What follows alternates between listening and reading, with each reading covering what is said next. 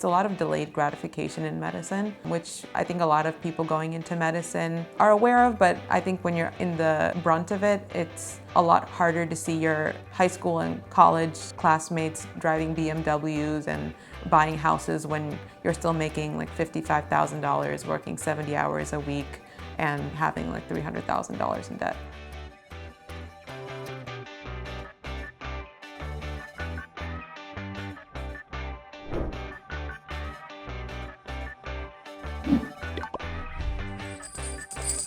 I'm Ashley, I'm 27 years old, and I make $60,000 a year.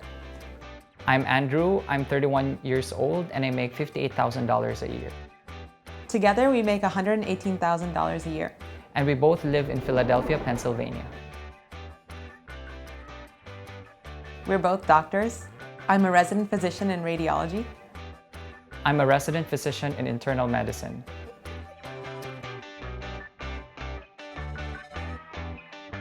The salary really depends on your specialty. It can range anywhere from $200,000 on the lower end of the spectrum to over $1 million.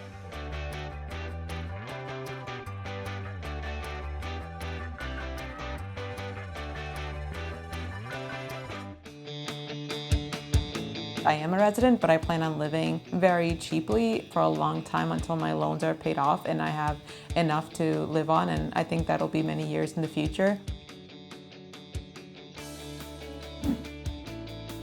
One of the things I learned is a 50-30-20 rule. 50% of your salary should be your needs. That includes rent, food, water, electricity. The 30% would be your wants. 20% should be automatically deducted already for whatever money you receive just for savings.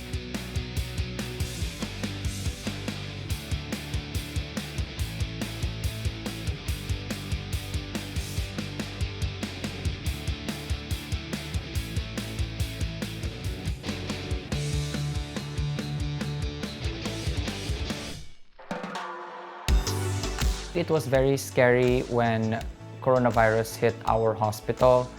Our census really went up. I felt scared getting infected. Multiple patients were just coming in left and right. So it was very difficult for me with the anxiety, not only me, but also our colleagues who would also get infected as well. Because I didn't interact with positive patients and I was mainly working on a computer, I didn't experience what Andrew experienced as a direct frontline worker.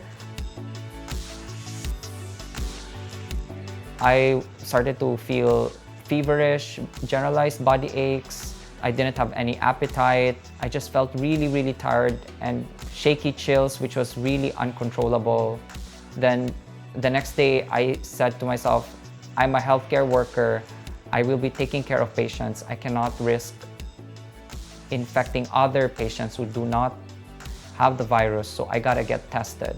And of course, it turned out positive.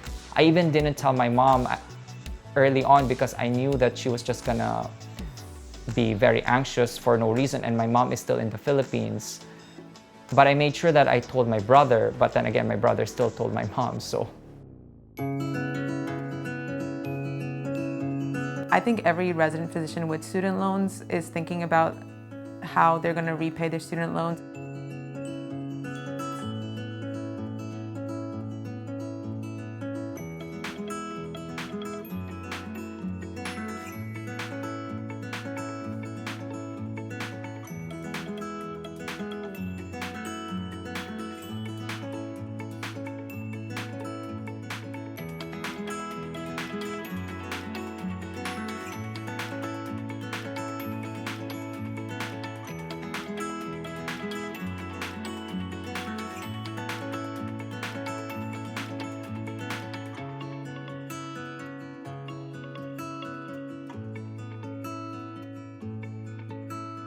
He started with net zero, so whatever money he makes is just growing. So I don't think he feels as burdened by debt as I do, as someone who's still like at the bottom of this hole trying to get out, and seeing that I'm only saving X amount per year and how that is making very little impact on my larger share of loans.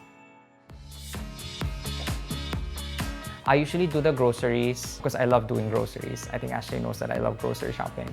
And then I also love to cook. So what I do, I pay for the both of us in terms most of the time for the food, and Ashley also helps. Yeah. If I'm not able to do the groceries on time, she's able to buy them, and then I cook the food. One of the strategies we do in terms of food is cook from home and meal prepping. I take a look at the prices of the foods or items that I purchase, both in different stores, making sure that what I'm buying is really of value. I even take note, for example, how much is this per pound of chicken? At least for me personally, I love a good deal, and I love like coupons and like giveaways and things like that. So I'm always looking for like food coupons, or like joining birthday clubs. You get like a free burger, or like buy one get one free, or something like that on your birthday. Or like if there's a promotion, I feel like food tastes better when it's free. With Yelp Elite, I've gotten a lot of great perks. I've gotten like a hotel suite for free for a weekend with like all food included for 4 people. I've gotten to go to a hockey game in the game suite, and I got to meet the US Olympic gymnast Ali Raceman afterwards. She was there. I've gotten to try like 4-course meals at various restaurants that I wouldn't have been to before. It's been like an amazing experience.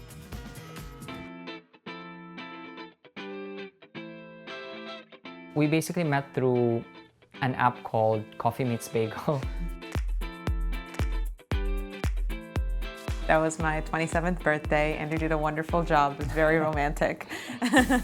He's a bad liar, so I caught on that something was going to happen.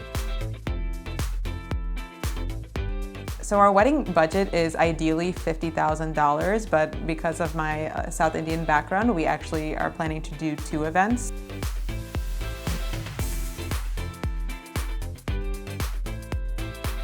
And this is basically all of our life savings together, plus a little bit of help from my parents, and not really anything from Andrew's mom. His father is deceased, so. And so around 50,000 would be our ideal budget. Financial planning for both of us is very important. I also live thinking that if I mess up with my finances, there's no one else that would help me. I have no backup. I don't even want to ask any family member or any extended family for any loans or for any money.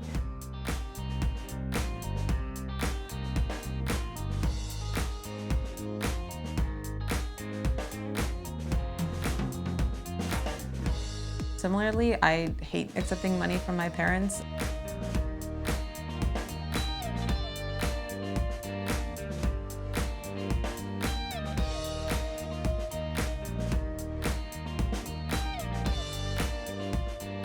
Even in med school, I maxed out my federal loans at the time, and then I worked 4 jobs on top of that while in med school. I was a dog walker, I rated essays for the TOEFL exam for English learners, and then also I was a babysitter, and I was an SAT and ACT tutor, so I was always looking for additional avenues of income to supplement what I had, because I did not want to take out a lot of private loans, especially with high interest rates. In addition to that, I did like a research year at the National Institutes of Health in Bethesda in between my 3rd and 4th year of med school, and I signed up as a healthy volunteer for a lot of like clinical trials. So I've gotten like excessive MRIs of my brain, but there's no radiation, so it's fine. And then they would pay like $300 per MRI, and it's just kind of like 45 minutes of like sirens going off, but it pays $300. So like things like that, I would donate blood for money. I got like shocked on my arm for like clinical trials. I'm currently on a J1 visa. That means it is by definition an exchange visitor. I would still be on the same visa until I finish my training. I will be applying for fellowship training this year, and hopefully we'll get to a program for the next 3 years, because that's the duration for hematology oncology training. So when we get married, I will still be on the visa.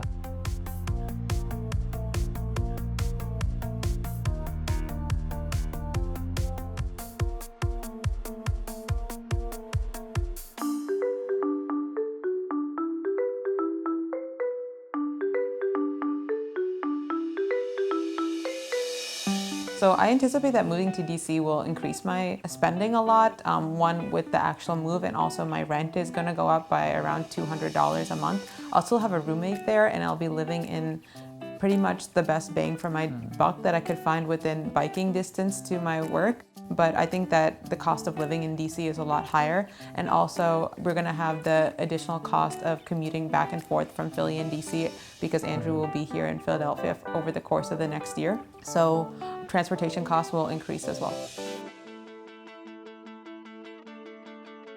I think with medicine, it's a very rewarding and fulfilling career because every single day you go to work, one, with a new challenge, so it's very intellectually stimulating and challenging, and also fully knowing that you're going to make someone's life better, or at least attempt to. I remember during medical school, I was reading our textbooks at least 2 times per textbook because I feel like what I'm reading now, someday it's going to help a patient.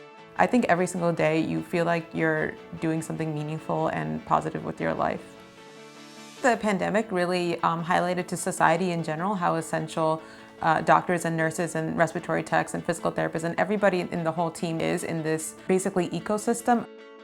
I always felt appreciated as a physician, but I think it gave a renewed sense of appreciation from the greater community.